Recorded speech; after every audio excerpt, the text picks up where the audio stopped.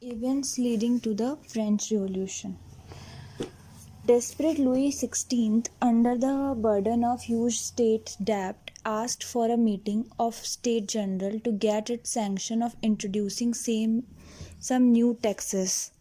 In the meeting that took place, members of Third Estate demanded that, in place of the Third Chamber, First, Second, and Third Estate sitting separately and voting cumulatively, the meeting should be held together and the voting should be on the basis of each representative of each state. The number of representatives of Third Estate in State General was more than double.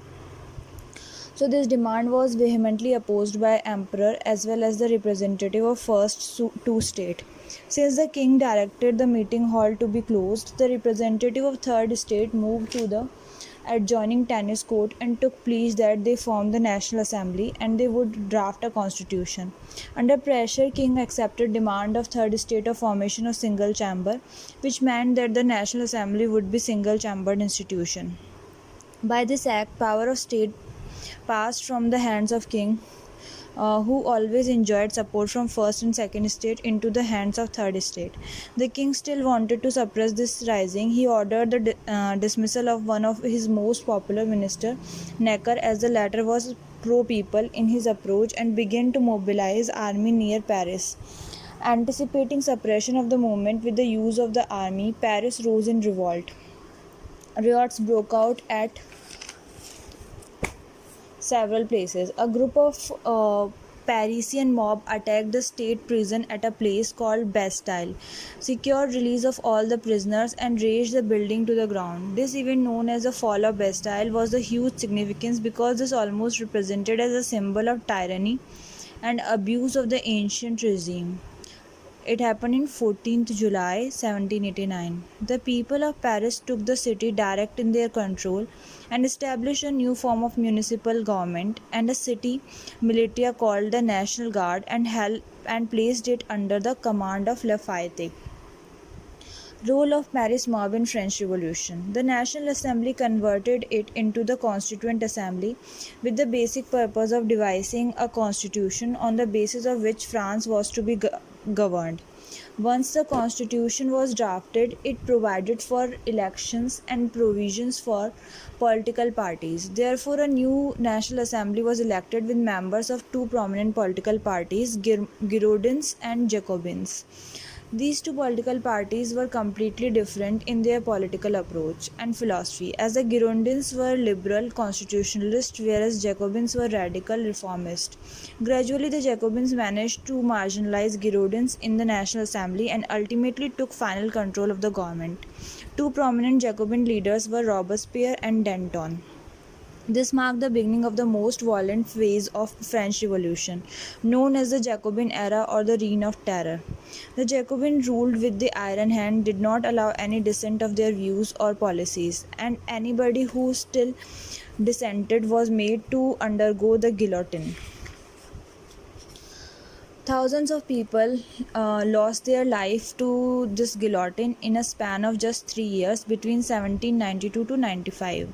While the common people had a dreadful phase opposition to the mindless bloodshed and violence increased among other political sections. Finally, in 1795, with the execution of Robespierre, the Reign of Terror come to an end.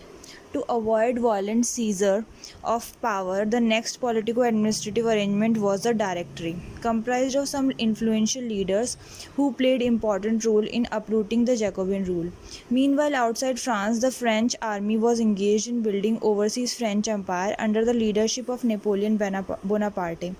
Particularly in Italy, Napoleon was born in a place called Corsica in the year 1769 and received his early education from a French military school. He joined the French army at the age of 17 as an artillery officer. He rose into military rank gradually, so much as to lead an independent military campaign in Italy. Italy at that time was dominated by Sardinia and Austria. In order to conquer Italy for France, both these powers were to be defeated, which eventually Napoleon did, and Italy became a part of the French Empire.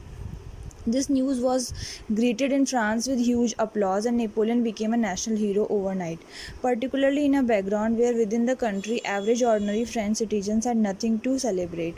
The Directory ordered Napoleon to lead a military campaign against Egypt for two reasons. First, the members of Directory got alarmed by the overnight popularity of Napoleon and wanted to keep him away from France. If Napoleon still succeeded in getting Egypt also under French Empire, the Directory would get some credit and popular acceptance. The military missions to Egypt was bound to be much difficult given the fact that Napoleon would not have to contend with less powers like Sardinia and Austria as it happened in Italy. In Egypt, Napoleon was required to face the might of the British power. In spite of best of Napoleon's effort, the French army lost three battles in very short span of time. Meanwhile, within the country, the infights within the Directory rose to such an extent that one of the directors secretly asked Napoleon to come to France and help him get rid of other directors. Napoleon left the mission midway, come to France, received a rising welcome of the people. The Directory was overthrown and it came to be replaced with the consulate. There was a provision for three councils in the consulate, with the first councils to be taken the principal council.